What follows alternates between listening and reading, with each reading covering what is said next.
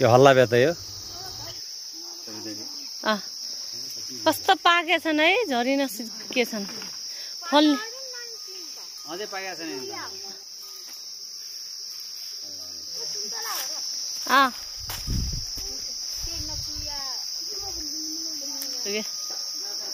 हाँ भाचेला